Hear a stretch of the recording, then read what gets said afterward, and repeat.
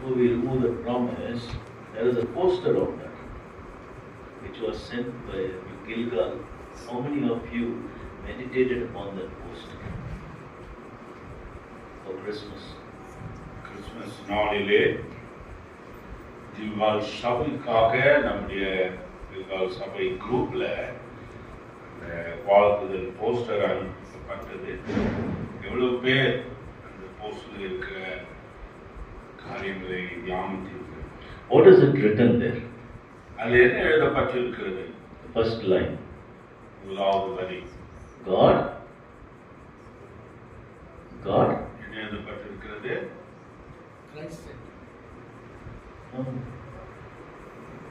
Read it. Can you read? God with us. தேவன் நம்மோடு இருக்கிறார். Where was he? எங்கிருந்தார்? In Bethlehem. When he was born as a child, he was God with us. பாலனாக பிறந்த பொழுது தேவன் நம்மோடு இருந்தார். Then அதற்கு பிற்பாடு God தேவன் for us. நமக்காக இருந்தார். Where was he for us? அவர் நமக்காக எங்கே இருந்தார்? In Calvary. கல்வாரியிலே. And then in the day of Pentecost, பெந்தெகோஸ்து நாளிலே he became our God in us. நமக்குள்ள வசிக்கிறவராக மாறினார். Dwelling in us. நமக்குள்ள அவர் வசிக்கிறவராக. That is the main essence of Christmas. அதுதான் உண்மையான கிறிஸ்துமஸுடைய. That is why Christ came. அதனால்தான் கிறிஸ்துவானவர் இந்த உலகத்துக்கு வந்தார். So, why are we searching God outside when we have God in us? தேவன் நமக்குள்ளே இருக்கும்போது எதற்காக நாம் தேவனை வெளியே தேட வேண்டிய அவசியம்? The good news that you can tell the world in 2026 is, why are you searching God outside? He's inside you. பிரியமானவர்களே, இந்த 2026ஆம் ஆண்டிலே நற்செய்தி ஆகிய மற்றவர்களுக்கு நீங்கள் சொல்ல வேண்டிய காரியம் என்னவென்றால், எதற்காக தேவனை வெளியே தேடுகிறீர்கள்? உங்களுக்குள்ளவே அவர் வசிக்கிறார் அல்லவா? The moment you say this, இந்த ஷாலம் நீங்கள் சொல்லும் பொழுது they will say how? எப்படி என்று அவர்கள் கேட்பார்கள். Start the word of God. இதுதான் காரணம். தேவனுடைய வசனத்தை நீங்கள் எடுத்து சொல்லலாம். Invite them to the church. சபைக்கு அழையுங்கள். And start speaking about the word. அவர்களோடு பேசுங்கள். This is what we are called for. அதற்காக தான் நாம் அழைக்கப்பட்டிருக்கிறோம். Because the last thing what Jesus said is, go and spread the good news. கர்த்தராகிய இயேசு கிறிஸ்துவானவர் கடைசியாக அவர் சொன்ன வார்த்தை, நீங்கள் சென்று சத்தியத்தை சுவிசேஷத்தை அறிவியுங்கள். We will see the promises, the three promises that we have for the church. சபைக்காக இந்த புதிய ஆண்டிலே இருக்கிற வாக்குத்தத்தங்களை இப்பொழுது நாம் தியானிப்போம்.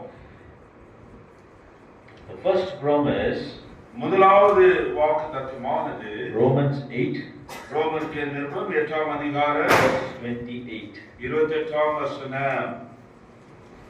And we know that all things work together for good of those who love God, to those who are called according to His purpose.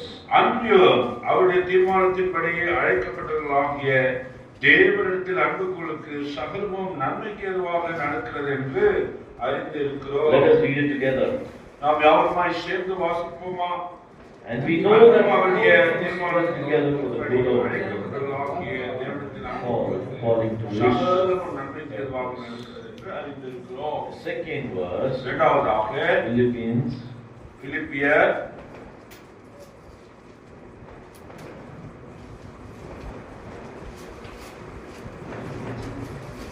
4ஆம் அதிகாரம் 6ஆம் வசனம்.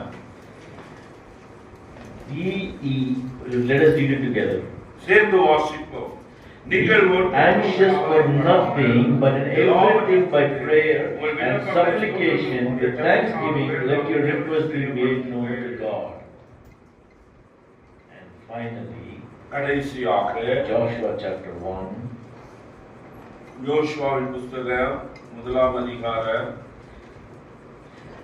verse 9. 9ஆம் வசனம். Have I not Let us read it together. சேர்ந்து வாசிப்போம். நான் உனக்கு I now commanded you be strong of good courage. Do not be afraid.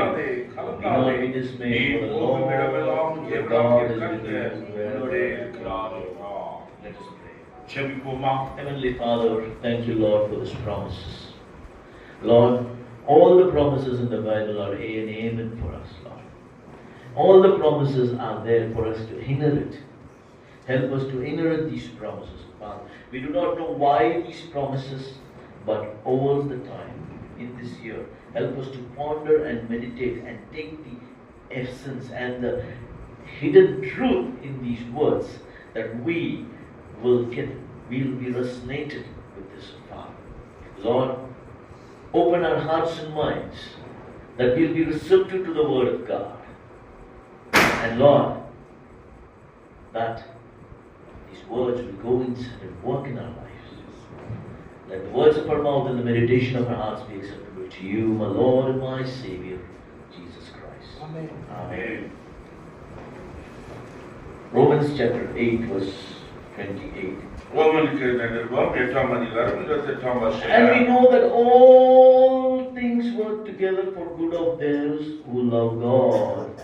அவருடைய தீர்மானத்தின்படி அழைக்கப்பட்டவர்களாகிய தேவனிடத்தில் அன்புக்குள்ளுக்கு சகலமும் நன்மைக்கு ஏதுவாக நடக்கிறது என்று அறிந்திருக்கிறோம். And the next verse talks about அதுக்கு அடுத்த வசனம் இப்படியாக சொல்கிறது. Philippians 4:6 talks about the anxiety, anxious. இங்கு பார்க்கும்போது கவலையை குறித்து Be anxious for nothing, but in everything by prayer and supplication. நீங்கள் ஒன்றுக்கும் கவலைப்படாமல் எல்லாவற்றையும் குறித்து உங்கள் விண்ணப்பங்களை ஸ்தோத்திரத்தோடு கூடிய ஜெபத்தினாலும் வேண்டுதனாலும் தேவனுக்கு தெரியப்படுத்துங்கள். First verse is saying, முதலாவது வாக்குத்தத்தம் என்ன சொல்லுகிறது? thanks நன்றி சொல்லுவது. in all things together for good of those that love God. அவருடைய தீர்மானத்தின்படி அழைக்கப்பட்டவர்களாகிய தேவனில் அன்புக்குள்ளுக்கு சகலமும் நன்மைக்கு ஏதுவாக இருந்திருக்கிறது. Everything is good. எல்லாம் நன்மைக்காக இருக்கிறது. Second is prayer and supplication. இரண்டாவது பார்க்கும்போது அங்கே ஜெபமும் அங்கே விண்ணப்பங்களாக இருக்கிறது. And third is courage. மூன்றாவது பார்க்கும்போது தைரியத்தை So கொடுக்கிறது. this year, இந்த வருடமானது maybe something that is going to happen is not going to be that good according to us. நம்மை பொறுத்த வரைக்கும் ஏதோ ஒன்று நடக்க போகிறது, அது நல்லதுக்காக நடக்கிறது என்று அல்ல. But according to the plan of God, it is good.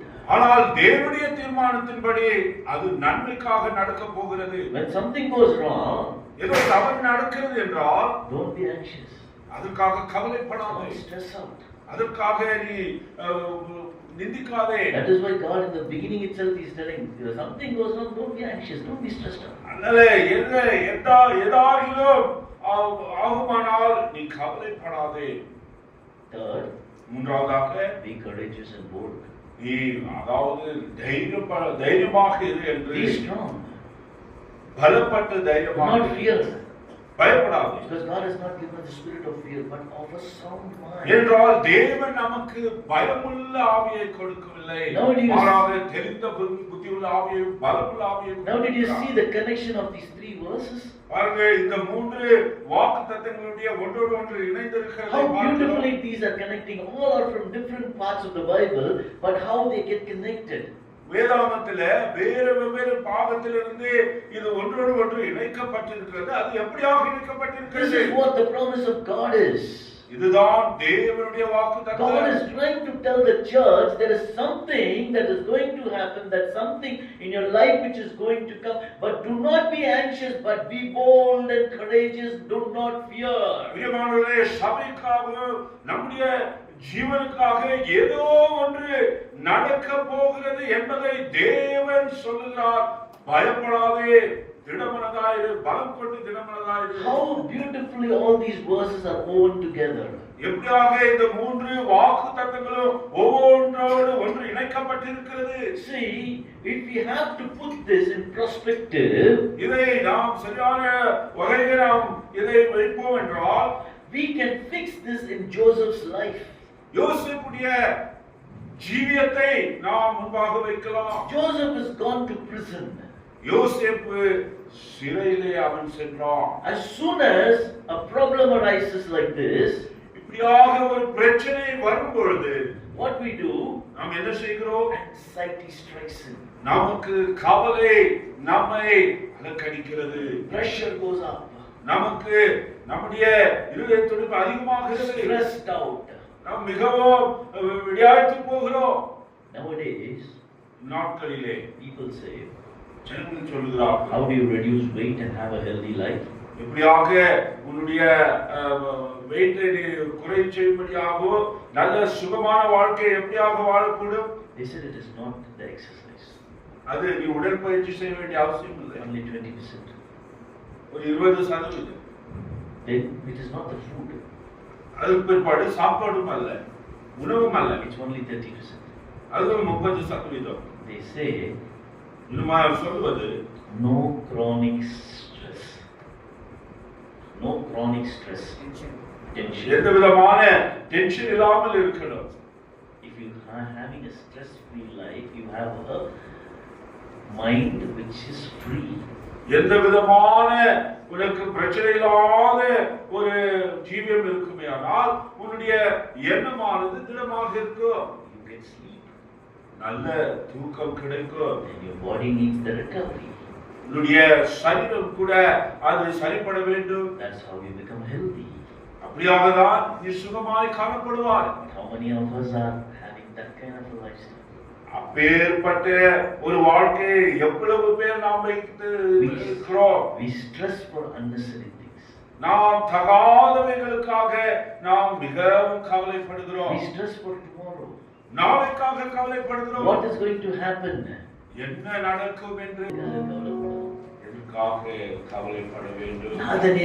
My God is there. என் தேவன் இருக்கிறார். How many times we put this problem on God? We read the verses, cast all your burdens upon me, for He careth for you, but we still don't do it. நாம் எவ்வளவு தடவை அவரிடத்தில் நம்முடைய பிரச்சனைகள் எல்லாம் வைக்கிறோம். How many times we put these verses into practice? இந்த வசனங்களை நம்முடைய அன்றாட ஜீவியத்திலே எவ்வளவு தடவை நாம் பயிற்சியில வைக்கிறோம். We are just readers of the word, not the doers of the word. நாம் வசனங்களை வாசிக்கிறவர்கள் மாத்திரமாக இருக்கிறோம், அதன்படி நடக்கிறவர்களாக இல்லை. We are not even trying to practice it. அதை நாம் பயிற்சி செய்ய வேண்டும் என்று கூட முயற்சி செய்வதில்லை. If we practice the word of God, தேவனுடைய வசனத்தை பயிற்சி செய்யும் பொழுது நமக்கு கவலை இருப்பதில்லை. Joseph in prison, யோசேப்பை பார்க்கும்போது சிறைச்சாலை, no anxiety, கவலை இல்லை, no stress. அவனுக்கு எந்த விதமான, How do you know that? அது எப்படியாக அவனுக்கு தெரியும்? Because if you are in anxiety and stress and tension, நீ ஒருவேளை கவலைப்பட்டு அப்பேற்பட்ட ஒரு தர்மத்தில் நீ இருக்கும்போது you will not be bothered about others' problem. மற்றவருடைய பிரச்சனையை குறித்து நீ ஒருபோதும் கவலைப்படுவதில்லை. Joseph was looking after the others. ஆனால் யோசேப்பை பார்க்கும்போது மற்றவருடைய பிரச்சனையை குறித்து அவன் கவனித்துக் கொண்டிருந்தான். He was taking care of the wine bearer and the baker's problem. அங்கே பார்க்கும்போது பானபாத்திரக்காரனுடைய பிரச்சனைகள் எல்லாம் அவன் அங்கே பார்த்துக் He கொண்டிருந்தான். was taking care of it. அதை அவன் கண்ணோக்கி பார்த்துக் கொண்டிருந்தான். Without anxiety and stress. எந்த விதமான அவனுக்கு கவலையும் இல்லாமல், எந்த விதமான அவனுக்கு தொந்தரவு இல்லாமல் பார்த்துக் Because he கொண்டிருந்தான். knows one thing. ஒரு காரியம் அவனுக்கு தெரியும். Nothing happens in my life. என் வாழ்க்கையில இப்படி நடக்காது. Nothing will happen ஒன்றும் நடக்காது. without the Lord's permission. தேவனுடைய அனுமதி இல்லாமல் ஒன்றும் நடக்காது. If it is happening, நடந்தால் He has allowed. தேவன் அதை அனுமதித்தார். That is why Romans 8 is so true in his life. அதனால்தான் ரோமர் 8:28 யோசேப்புடைய வாழ்க்கையிலே எவ்வளவு உண்மையாக இருக்கிறது. Everything that is happening in my life is good. என் வாழ்க்கையில நடக்கிற எல்லா காரியமும் நன்மைக்கு ஏதுவாக இருக்கிறது. How is it that I am going to the prison? How is it that I have been sold in slavery? How is it my brothers betray me? How is it that I ran away from Potiphar's wife and now I am in jail? How? எப்படியாக என்னுடைய சகோதரர்கள் என்னை காட்டி கொடுத்தார்கள், எப்படியாக நான் இதோ சிறைச்சாலையிலே இருக்கிறேன், எப்படியாக போத்திபாருடைய மனைவி என்னை தூஷிக்கிறதை பார்க்கிறேன். How is separation good? எப்படியாக இதோ பிரிக்கப்பட்டிருப்பது நன்மைக்கு ஏதுவாக இருக்கிறது. 17 years boy separated from the family. 17 வயதுள்ள இந்த சிறியவன் பார்க்கும்போது குடும்பத்திலிருந்து பிரிக்கெடுக்கப்பட்டான். Sold into slavery. அவன் அங்கு பார்க்கும்போது அடிமைத்தனத்துக்கு விற்கப்படுகிறான். Auntie Mela, one after another, one after another. Come out of a problem, another problem. Come out of a problem, another problem. ஒரு பிரச்சனை இருந்து இன்னொரு பிரச்சனை, ஒரு பிரச்சனை இருந்து இன்னொரு பிரச்சனையாக அவனுக்கு வந்து கொண்டே இருந்தது. How is it good? எப்படியாக நன்மைக்கு ஏதுவாக இருக்கிறது? How is it? எப்படியாக இருக்கிறது? Everything that is happening is not right. அவன் நடக்கிறது எல்லாம் அங்கு சரியாக நடந்து கொண்டில்லை. People will say you are a manus man. You are a curse. நீ சபிக்கப்பட்டவன் என்று ஜனங்கள் சொல்வார்கள். Everything that is going wrong for him. எல்லாம் அவனுக்கு தவறாக தான் நடந்து கொண்டிருக்கிறது. But as per the world everything is going wrong, but as per God he is in the right place at the right time. உலக பிரகாரமாக பார்க்கும்போது உலகத்தாருக்கு அது எல்லாம் தவறாக தான் காணப்படுகிறது. ஆனால் தேவனுடைய பார்வையில அது சரியாக நன்மைக்கு எதுவாக காணப்படுகிறது. He is moving on. அவர் அசைவாடி கொண்டிருக்கிறார். He is moving on. முன்னேறி போய் கொண்டிருக்கிறார். You are thinking that he is going back, but actually as per God he is moving forward. நாம் நினைத்துக் கொண்டிருக்கிறோம் அவன் பின்வாங்கிக் கொண்டிருக்கிறான் என்று. ஆனால் தேவனுடைய பார்வையில அவன் முன்னேறி போய் கொண்டிருக்கிறான். How is it, brother, that he had a multicolored clothes and now he is a slave? How is he that is moving forward? ஓ சகோதரனே, அவன் மிகவும் இதோ வண்ணம் தரித்த வஸ்திரத்தை உடையவனாக இருந்தவன் இப்பொழுதோ பார்க்கும்போது சிறைச்சாலையில இருக்கிறான். எப்படியாக அவன் முன்னேறி செல்ல முடியும்? Today's world, if you have to say, brother, he was wearing designer clothes, now he is wearing pajama. How is he going forward? இந்த இப்பொழுது இருக்கிற நவீன உலகில் பார்க்கும்போது சகோதரனே எவ்வளவு அருமையான வண்ணமான வஸ்திரத்தை உடுத்திக் கொண்டிருந்தான். இப்பொழுதோ அவன் பைஜாமாவில் இருக்கிறான். எப்படி அவன் முன்னேறி செல்ல முடியும்? உலக பிரகாரமாக அது கூடாத காரியமாக இருக்கலாம்.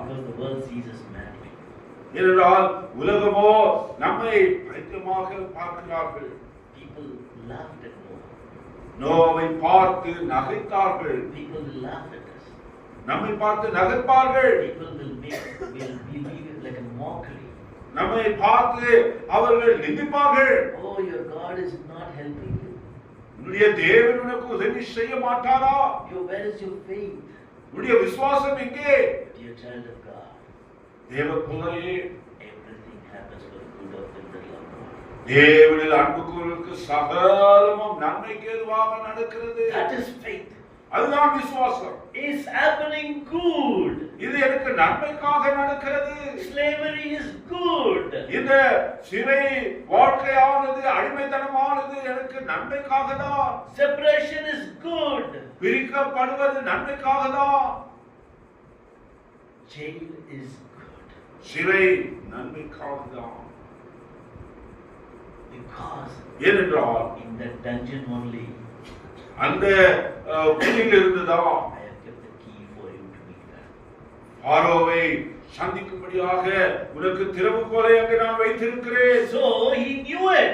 அது அவனுக்கு தெரியும். That's why he was not anxious. அதனாலதான் அவன் கவலைப்படவில்லை. We also know it. நமக்கு தெரியும். God will bring us out. தேவன் நம்மை வெளியே கொண்டு வருவார் என்று. We know that he will bring us out. அவர் வெளியே நம்மை கொண்டு வருவார் என்று நமக்கு தெரியும். We know this problem is not to suppress me but to elevate me. இந்த பிரச்சனையானது என்னை ஒடுக்கும்படியாக அல்ல, என்னை அங்கிருந்து வெளியே கொண்டு வரும்படியாக இருக்கிறது. What happens? என்ன நடக்கிறது? Faith gets staggered. அங்கே விசுவாசமானது அது அது நிற்பதில்லை. So that is why அதனாலதான் delay happens. அங்கே தாமதமாகிறது. God is not delaying. தேவன் தாமதிப்பதில்லை, It is we who are delaying.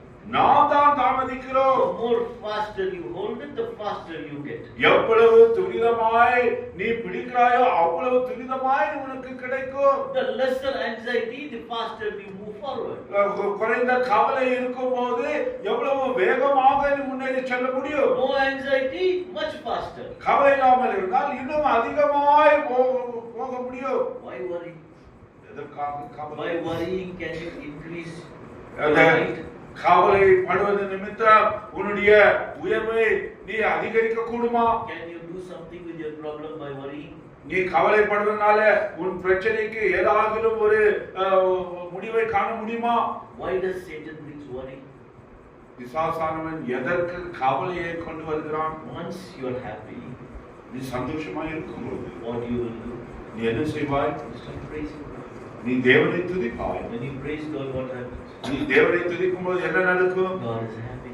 தேவன் சந்தோஷப்படுவார். And when He is happy, அவர் சந்தோஷமா இருக்கும்போது He gives you everything that you want. நீ என்ன தேவையா இருக்கிறது எல்லாவற்றையும் கொடுப்பார். But when you are worried, கவலைப்படும்போது you don't praise God. நீ தேவனை துதிக்க மாட்டாய். You keep crying, fuming. எப்பொழுதும் அழுது கொண்டு முறுமுறுத்துக் கொண்டே இருப்பாய். So that is what He wants. அதுதான் பிசாசுக்கு தேவையானது. That is why He brings anxiety and tension and stress. அதனாலதான் அவன் நம்முடைய வாழ்க்கையில எப்பேற்பட்ட கவலைகளையும் பிரச்சனைகளையும் உபத்திரங்களையும் கொண்டு வருகிறான். Anxiety and tension and stress comes. இந்த கவலைகளும் பிரச்சனைகளும் கவலைகளும் வரும்போது Get thee behind the seat. பிசாசே எனக்கு பின்னாக போ. Because ஏனென்றால் the God of Joshua, யோசுவாவின் தேவன், Yeshua, யோசுவாவின் தேவன் means in Hebrew, Joshua means Yeshua, which means the same word for Jesus. இயேசுவுக்கு எபிரேய பாஷையில அதே பெயராக இருக்கிறது. In this chapter, இந்த அதிகாரத்துல பார்க்கும்போது very important chapter. மிக முக்கியமான அதிகாரம். It is a transition of power. அங்கே பார்க்கும்போது அங்கே இருக்கிற அந்த பதவியுடைய அங்கு பார்க்கும்போது வேறு ஒருத்தருக்கு கொடுக்கப்படுகிறது. Moses is dead. மோசே மரித்து போனான். Power is coming to Joshua. அந்த பதவியானது யோசுவாவுக்கு வருகிறது. Getting into Moses' place is not easy. மோசேயுடைய ஸ்தானத்துக்கு வர வேண்டும் என்றால் அவ்வளவு சுலபம் கிடையாது. It is because it is too big. என்றால் இந்த பதவியானதோ மிக பெரிய ஒரு பதவி. Not only that, he is going to lead them to war. அது மாத்திரமல்ல, இவர்களை யுத்தத்திற்காக அவர்களை நடத்த வேண்டிய நாயகனாக வேண்டும். Unknown people are going to fight. அவருக்கு அறியாதவர்கள் அவருக்கு எதிராக வரப்போகிறார்கள். Gentiles are going to come. அங்கே ராட்சதர்கள் வரப்போகிறார்கள். Anakims are there. அங்கே ராட்சதர்கள் இருக்கிறார்கள். At that time, அந்த நேரத்தில் he has to divide the land and also give. அங்கே மற்றவர்களுக்கு அவருடைய நிலத்தை அங்கே அவர் பிரித்து கொடுக்க வேண்டியதாக இருந்தது. God is telling Joshua, அங்கே தேவன் யோசுவாவிடத்தில் என்ன have I not commanded you? நான் உனக்கு சொல்லவில்லையா? I have not commanded you. நான் உனக்கு கட்டளையிடவில்லையா? God is not asking us. நம்மை அவர் கேட்கவில்லை. It's a commandment for 2026. இந்த 2026ஆம் ஆண்டு நமக்கு தேவன் கொடுக்கிற கட்டளை. It's a commandment. அது கட்டளை. What is the commandment? அது கட்டளை என்ன? Be strong. பலம் கொண்டிரு. You are weak. நீ பலவீனமாய் இருக்கிறாய். You are no more going to be weak anymore. நீ இனிமேல் பலவீனமாய் இருக்க போவதில்லை. You are going to be strong. It's a commandment. நீ பலமாய் இருக்க போகிறாய். அது தேவனுடைய கட்டளை. And of good courage. திடமனதாய் இரு. And do not be afraid and dismayed. திகையாதே, கலங்காதே. Do not be afraid. நீ திகையாதே, Don't பயப்படாதே. be scared. கலங்காதே. Enough of being scared. நீ பயப்பட வேண்டியது Enough போதும். of being running around dismayed. நீ அதாவது திகைத்து அங்கும் இங்கும் அலைகிறது போதும். Be bold. Be courageous. Come out. அங்கே பார்க்கும்போது பலம் கொண்டு திடமனதாயிரு, வெளியே வா. Be strong. திடமனதாயிரு. It is time to be strong. திடமனதாய் இருக்க வேண்டிய நேரம். Because He is strength in our weakness. நம்முடைய பலவீனங்களிலே நம்முடைய தேவன் நமக்கு பலனாய் இருக்கிறார். The God of Joshua is still alive. யோசுவாவின் தேவன் இன்னும் ஜீவனோடு இருக்கிறார். Because if you see in this chapter, இந்த அதிகாரத்தை நீ பார்க்கும்போது it starts with Moses' death and the chapter ends with Joshua's death.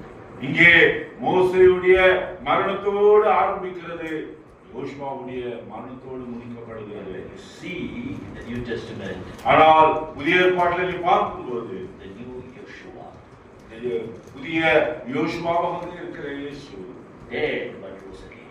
அவர் மரித்தார், ஆனால் அவர் உயிர்த்தெழுந்தார். He is our God.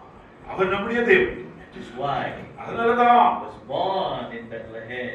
அவர்தான் பெத்லெஹேமிலே பிறந்தார். He was made for us. நமக்காக Okay, in Calvary he became for us. நமக்காக கல்வாரியில அவர் இருக்கிறார். The day of Pentecost he is in us. பெந்தெகோஸ்து நாளிலே அவர் நமக்குள்ளே இருக்கிறார். He is living in us.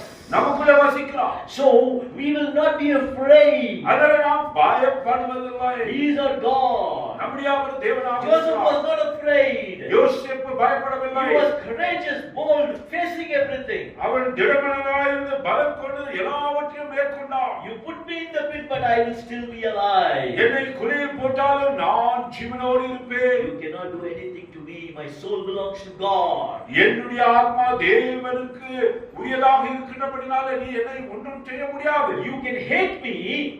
என்னை நீ வெறுக்கலாம். All my brothers can hate me.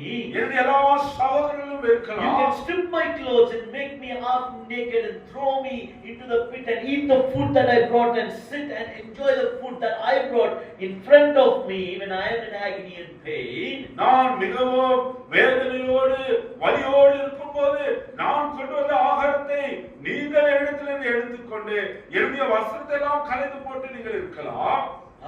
ஆனால் I will not be afraid.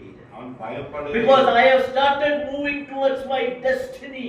ஆனால் நான் குறிப்பிட்ட காலத்துக்காக லக்கை நோக்கி நான் ஓடிக்கொண்டிருக்கிறேன். I will reach Potiphar's house. போத்திபருடைய வீட்டுக்கு நான் செல்வேன். I will grow there. அங்கே வளருவேன். When I grow there, இங்கே வளருவேன். when obstacles comes, அங்கே தடைகள் வரும்போது I will not be afraid.